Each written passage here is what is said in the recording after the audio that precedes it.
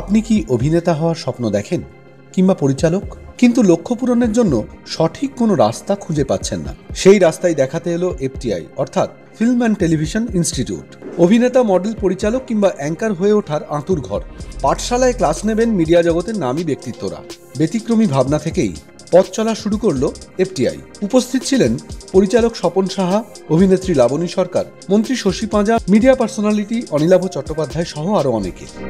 Pune film institute এবং Satyajit Ray film institute ঠিক এই ধাঁচে একটা কিছু করা এবং সত্যিকার ট্যালেন্ট খুঁজে বের করে সুযোগ দেওয়া। এবং আমার মনে হয় যে প্ল্যান প্রোগ্রাম আমাদের আছে, তাতে আমরা যদি সত্যিকারের এই কাজটা চালিয়ে যেতে পারি এবং ভালোভাবে ট্রেনিং করে দিই, তাহলে শুধু বাংলা না, অল ইন্ডিয়াতে সুযোগ পাবে, কিছু ট্যালেন্ট বের হবে, এইটুকু আমি গ্যারেন্টি দিতে পারি। এবং এটা খুব প্রয়োজন, আজকের দিনে খুব প্রয়োজন। যাদের মধ্যে ট্যালেন্ট সত্যিকারের লুকিয়ে আছে তাদেরকে এনে তাদেরকে ট্রেন আপ করে তাদেরকে প্রপারলি গাইড করে একটা নতুন সিনারিও দেওয়া হবে, যেটার সামনে দাঁড়িয়ে তারা একটা নতুন জীবনের কথা ভাবতে পারবে এবং প্যাশন যাদের অভিনয়। শুধু এইটুকু শুনে আমি এসেছি আজকে। সত্যি ইনস্টিটিউটের এই যে প্রয়াসটা নিয়েছেন, যিনি একজন উদ্যোগপতি, শিল্পপতি বলতে গেলে, তিনি আজকে এটাকে ইনস্টিটিউটের মাধ্যমে যে উৎসাহটা দিচ্ছেন এই জগৎটাকে, তাকে শুভকামনা জানাই। শুভ হোক এই চেষ্টা।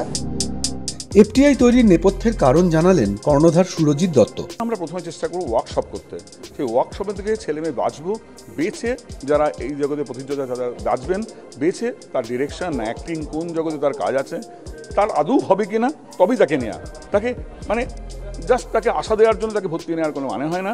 সে হয়তো অন্য কোনো কাজে, এডিটিং কাজে, টেকনিশিয়ানের কাছে সে ভালো হতে পারে, ফটোগ্রাফি তার ভালো হতে পারে, সেই জায়গাটা তাকে দেখে তাকে ঠিকমতো গাইড করা, এটি আমাদের উদ্দেশ্য। অভিনয় শিক্ষার এই পাঠশালার সঙ্গে ভীষণভাবে জুড়ে আছেন অভিনেতা অরুণাভ দত্ত। আমরা চাইছি নতুন প্রজন্মের জন্য এমন একটা ইনস্টিটিউট তৈরি করার, যেখানে অভিনেতার কারিগর,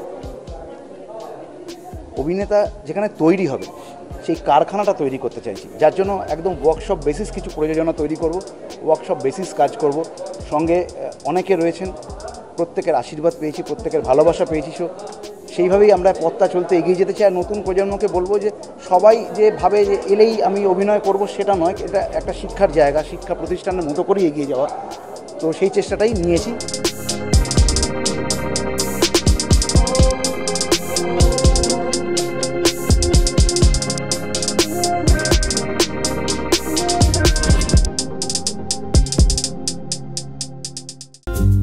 টলিপাড়ার লেটেস্ট নিউজ আর এক্সক্লুসিভ ভিডিওর সঙ্গে আপডেট থাকতে এখনই সাবস্ক্রাইব করুন আমাদের ইউটিউব চ্যানেল। বেল আইকনে ক্লিক করতে ভুলবেন না যেন।